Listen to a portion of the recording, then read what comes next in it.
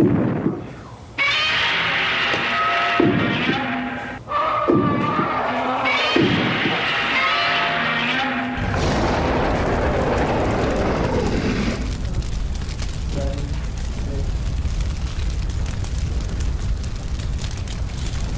welcome back.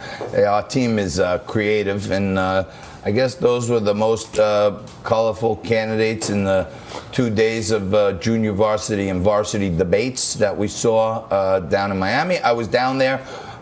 You're watching Liquid Lunch on Newsmax TV. I'm John Tobacco. Just a quarter past the top of the hour. High noon here, Eastern in New York.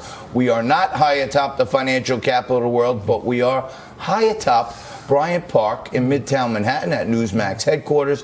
The Dow Jones holding its gains at 26.6 right now, up about 60 points. Many people are waiting to see what kind of news comes out of the G20 summit. And Bitcoin was up to 13 and change, came back down. It came under 11.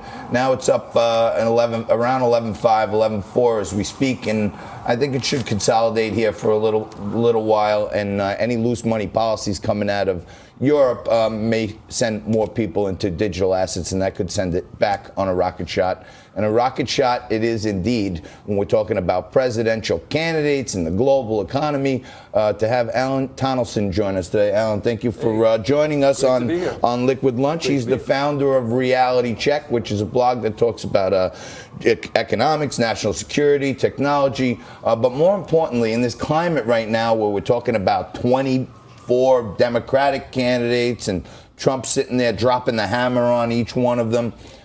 You were lucky enough to consult not one, but two presidential candidates in the 2016 election. You had Trump, who you were advising, and I know Peter Navarro is a disciple of some of your philosophies on tariffs and stuff. I'm something of a disciple of his. So you're a disciple of his. We're okay. mutually disciples. Co-disciples. Right, yes. You're reciprocal disciples. Right, yeah, exactly. Okay, I like that. That's a humble man. I appreciate that.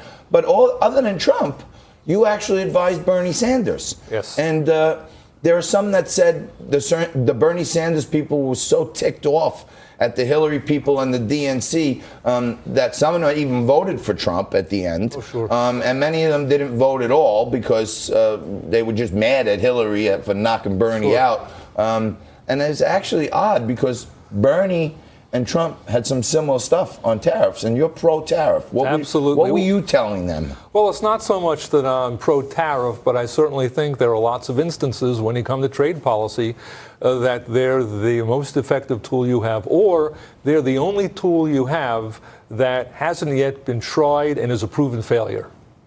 So usually tariffs work to some extent. They often work, and we've seen that this year. Give us some other examples in history where tariffs had some, economic improvement. Well, the first roughly 250 years of American history, the United States followed a high tariff, pro-manufacturing, pro-make-it-in-America economic strategy.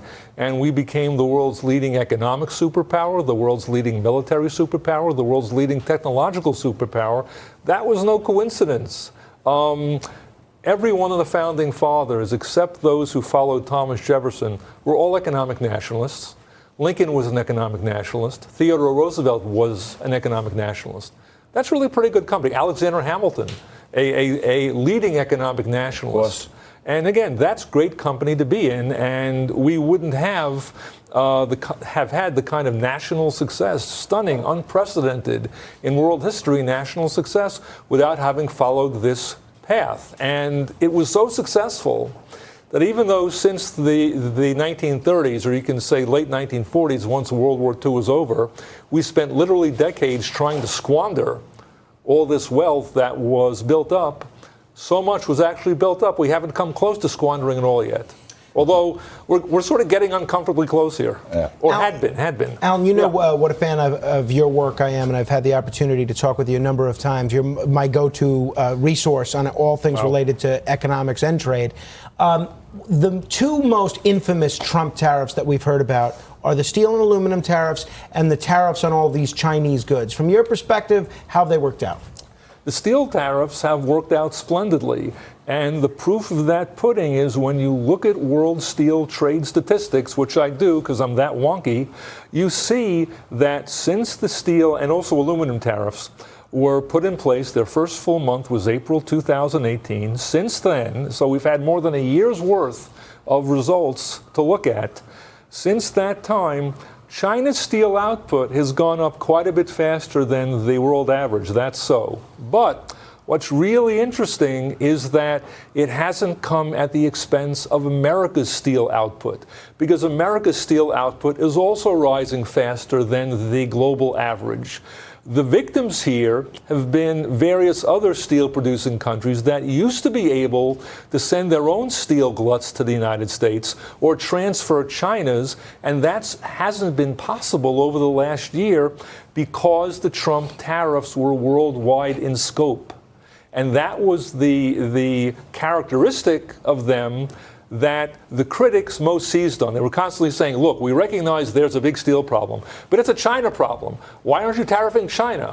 Why are you tariffing all of our good, loyal friends? But the good, loyal friends were transshipping Chinese steel into the U.S. market or sending their own steel as they were being glutted by China. Right, so China goes around the globe, and if you don't know this, they're going into all these countries, and they're flooding them with money. They're building new ports, new shipping ports, new airports. And while they're investing in them, they're dumping steel into there, and then some of these people have to offload this stuff. Exactly. So they're dumping it into the U.S. because basically China's giving them a payoff. Here, we'll do all this stuff for you, take some steel off our hands.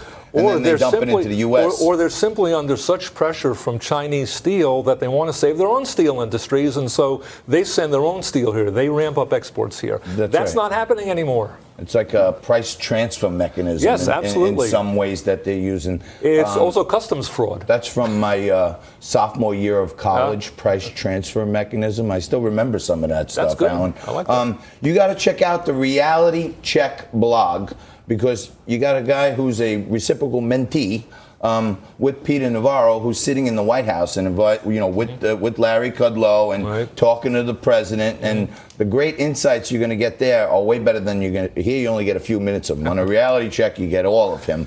But what's your outlook on Bernie Sanders this time around? Because I feel like last time he was energized, and now I feel like it's like a repeat. He's like doing the same stuff again. I think he's lost a little luster. Well, and I think he's also got the problem that he's a victim of his own success. And I'm certainly not the only person who's been saying that. But so many other Democratic candidates have glommed on to the various policy positions that he was out in front on, for better or worse, back in 2016 and even long before. So he's no longer so special, and he can no longer serve as a focal point for the anti-establishment left-wing Democrats. They have way too many other choices now. This is like a battle royal to get left of Bernie. And in fact, everybody's trying to get left of the guy. And what I can't understand for the life of me, except that that no one on this planet has got bigger egos than politicians, is why there hasn't been some Sanders-Elizabeth Warren alliance, why one of them hasn't stepped back, because they're in the same lane. There are little tiny differences of nuance here and there, but they're basically the same candidate. They're appealing to the same crowd.